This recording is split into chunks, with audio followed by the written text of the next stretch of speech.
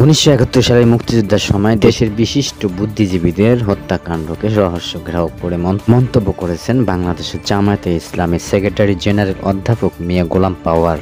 শনিবার রাজধানীর press club মিলনায়তনে জামায়াতে ইসলামী ঢাকা মহানগর দক্ষিণের উদ্যোগে শহীদ বুদ্ধিজীবী দিবস 2024 উপলক্ষে আয়োজিত আলোচনা সভায় প্রধান অতিথির বক্তব্যে তিনি এই মন্তব্য করেন।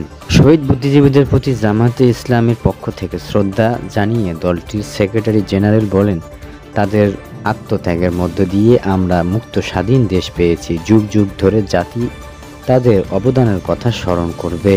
1971 সালের বুদ্ধিজীবীদের কারা হত্যা করলো, স্বাধীনতার 53 বছর পরেও আজও জাতির সামনে তা তুলে ধরা হয়নি। যারা দেশকে বন্দুকের নলের লিজ দিতে চেয়েছিল এবং বিদেশি আগ্রাসন এই হত্যাকাণ্ডের পেছনে দায় রয়েছে।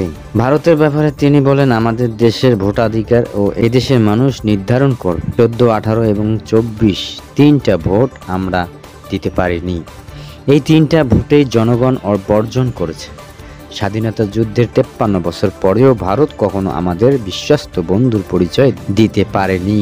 জামায়াতে ইসলামীর ঢাকা মহানগর দক্ষিণ আমির মোহাম্মদ কেন্দ্রীয় নির্বাহী পরিষদের সদস্য মোহাম্মদ নুরুল ইসলাম বুলবুলের সভাপতিত্বে আলোচনা সভায় আরও উপস্থিত ছিলেন জামায়াতে ইসলামী কেন্দ্রীয় কর্মপরিষদ সংসদ ও ঢাকা মহানগর দক্ষিণ সেক্রেটারি ডক্টর শফিকুল ইসলাম মাসুদ সহ অন্যান্য নেতারা।